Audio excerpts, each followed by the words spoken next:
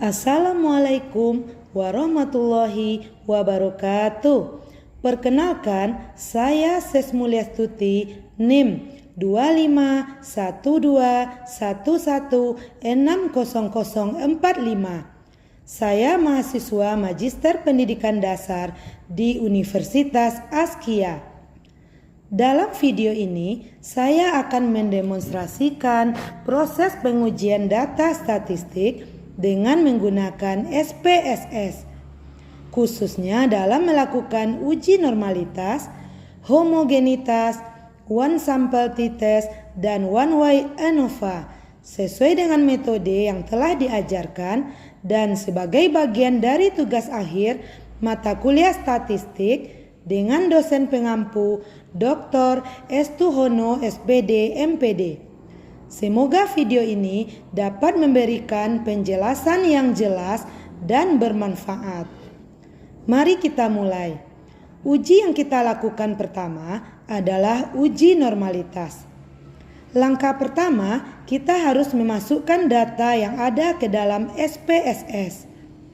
Nah, di sini sudah ada soalnya. Ada 3 metode, yaitu metode A, metode B, dan metode C, yang mana sampelnya diambil secara acak sebanyak 5 orang per kelas. Untuk datanya sudah dipindahkan ke aplikasi SPSS. Nah, ini datanya.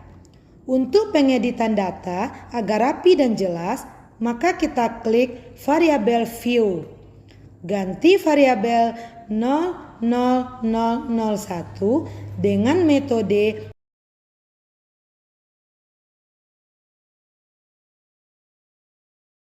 dan variabel 00002 dengan nilai dan bagian desimal. Di metode ganti jadi 0 karena nilainya tanpa desimal. Kemudian klik bagian values di bagian metode untuk memudahkan pembacaan di hasil ujinya nanti. Bikin 1 di valuenya dan metode A di labelnya. Kemudian klik add.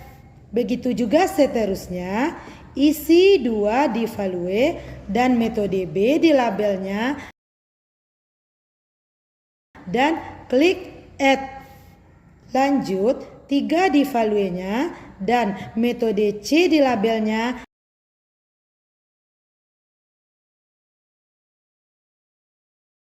Klik add dan klik OK. Nah, kemudian klik data view dan pilih analisis, lalu pilih deskriptif statistik dan pilih explore. Setelah itu, pindahkan metode ke factor list dan nilai ke dependent list, lalu klik plots yang ada di bagian kanan dan klik normality plots with test. Klik continue dan klik OK. Maka hasil dari uji normalitas akan muncul. Nah, untuk cara membaca hasil ujinya, lihat pada tabel bagian signifikan di Shapiro Wheel karena data yang kita ambil hanya kurang dari 50 data. Jika data lebih dari 50, maka kita menggunakan Kolmogorov-Smirnov. Di sini nilai untuk metode A, metode B, dan metode C pada signifikannya adalah 0,928, 0,967, 0,967 yang mana besar dari 0,05. Artinya data berdistribusi secara normal. Akan tetapi, jika data signifikannya kecil dari 0,05, maka data tidak terdistribusi normal. Uji selanjutnya adalah uji homogenitas dan one way ANOVA. Kita masih menggunakan data uji normalitas. Karena datanya sudah ada dan diedit, maka langsung saja kita klik analisis. Pilih compare means, lalu pilih one way ANOVA.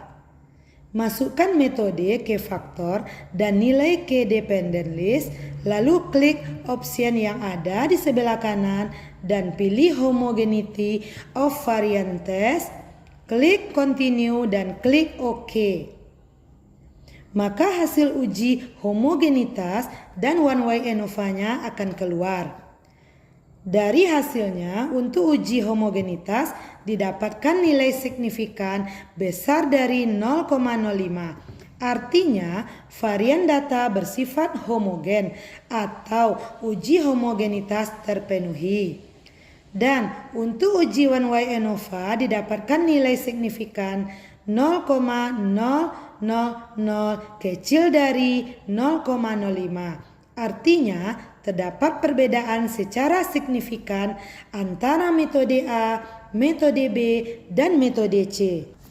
Nah, untuk uji selanjutnya adalah uji one sample t-test. Di sini sudah ada contoh soalnya, yaitu rata-rata tinggi badan siswa baru pada tahun sebelumnya adalah 160 cm. Guru olahraga ingin mengetahui apakah tahun ini sama, sampel 12 siswa.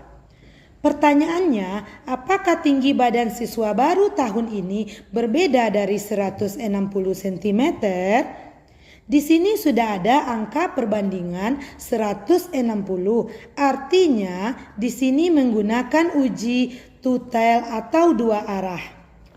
Sebelum kita memindahkan data ke SPSS, kita harus menentukan terlebih dahulu hipotesisnya. Di sini H0 sama dengan nilai rata-rata tinggi badan siswa baru tahun ini sama dengan 160 cm. Dan HA sama dengan nilai rata-rata tinggi badan siswa baru tahun ini tidak sama dengan 160 cm. Setelah itu, kita lanjutkan untuk mengkopikan data yang ada di tabel ke SPSS. Untuk pengeditan data, agar terlihat jelas dan rapi di hasilnya nanti,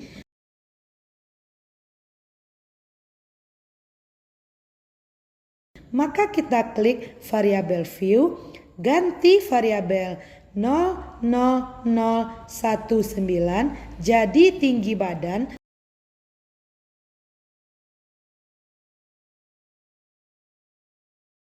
dan ganti 2 jadi 0 pada desimal dan kembalikan ke data view.